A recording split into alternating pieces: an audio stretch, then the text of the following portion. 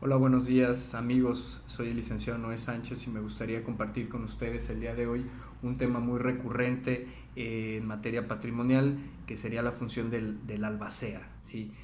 ¿Por qué muy recurrente? Muchas personas acuden a consulta manifestando cierta inconformidad o sobre todo cierto temor acerca de la figura del albacea. Se piensa generalmente que el albacea tiene funciones ilimitadas en una sucesión, cosa que no es verdad. Y bueno, pues el motivo del video es para un conocimiento general de esta figura, sobre todo pues para que se fomente la cultura jurídica entre las personas, ¿sí? Bueno, en primer lugar hay que saber cuáles son las funciones del albacea.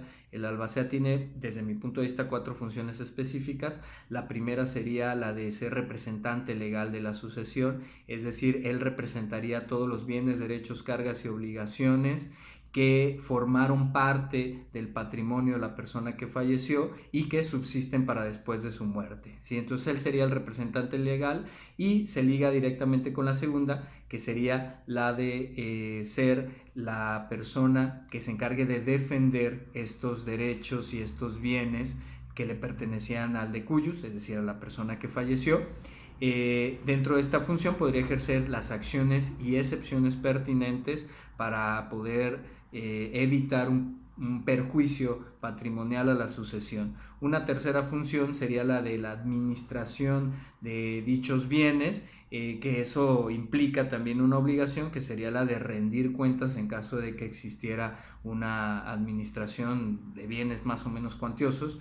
Y en un cuarto supuesto sería hacer cumplir la disposición testamentaria, ¿sí? Entonces, esos 4 ejes rectores de la función del albacea son muy importantes porque dependiendo de qué tipo de sucesión se trate, y me refiero pues a las circunstancias particulares, es decir, hay sucesiones muy pequeñas y hay sucesiones en las que hablamos de una cantidad de bienes bastante grande, en donde pues es más delicada la función del albacea. El albacea puede ser designado, que sería otra parte de esta charla. El albacea podría ser designado de 2 maneras. La primera sería a través de un testamento, cuando la persona que quiere disponer de sus bienes pues va a realizar su designación en su testamento, que puede ser esa designación de albacea de una persona que forme parte de la sucesión, es decir, heredero o legatario, o alguien externo. No habría ningún problema que se designe a alguien que no fuera inclusive familiar, porque la función del albacea es, como lo acabamos de señalar, prácticamente hacer cumplir la voluntad del testador, representar a la sucesión, defender a la sucesión y administrar los bienes, ¿sí? Esa sería la primera forma. Una segunda forma sería en los juicios intestamentarios o en los testamentarios, cuando el albacea, por ejemplo, no quisiera cumplir su función, sería designado por los herederos o, en su defecto, ante la falta de acuerdo, por el juez, ¿sí? Dentro de la función del albacea cabe destacar que existen una serie de obligaciones que deben de ser cumplidas en tiempo y forma. La ley establece plazos para que el albacea cumpla con esas funciones dentro del juicio sucesorio. Alguna de ellas sería, por ejemplo, presentar el inventario y avalúo. Bueno, la primera, si existiera testamento, pues exhibir el testamento y aperturar el juicio sucesorio. Alguna otra sería precisamente esta que acabo de mencionar, la de realizar el inventario y avalúo de los bienes, y también el proyecto de partición y adjudicación dentro de los plazos que establece la ley. La falta de cumplimiento de cualquiera de las obligaciones que ya específicamente señala la ley traería como consecuencia que se pudiese solicitar, ¿sí?, la remoción de su cargo.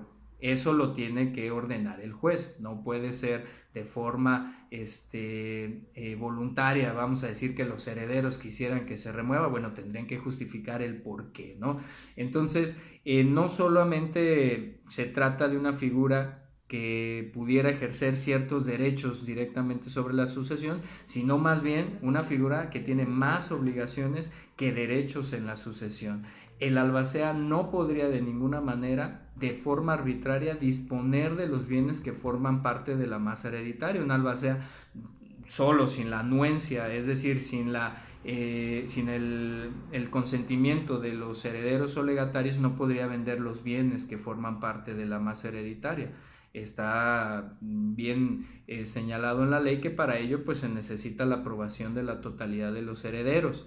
Así como este tipo de ejemplos, pues igual en caso de administración de los bienes o disposición de los mismos, generalmente la ley exige en determinados casos que los herederos y legatarios también se encuentren de conformidad en la mayoría de las acciones que realiza la albacea. Por lo tanto, no puede ni debe de considerarse como una función arbitraria que no esté debidamente vigilada. De hecho, para vigilar la función del albacea se puede designar a un interventor que se encargue de poner el ojo en cualquier acto que realice de administración, sobre todo de los bienes de la sucesión del albacea, en caso pues de que exista inconformidad por parte de los herederos con la función del mismo, ¿sí? Bueno, de cualquier forma, recomiendo que en los casos específicos pues se consulte a su abogado de confianza para que pueda dar un panorama más particular. Estoy hablando solamente de forma general de la función del albacea y pues bueno, esto con el ánimo de que exista una mayor cultura jurídica entre mis amigos y conocidos. Gracias y que tengan excelente día.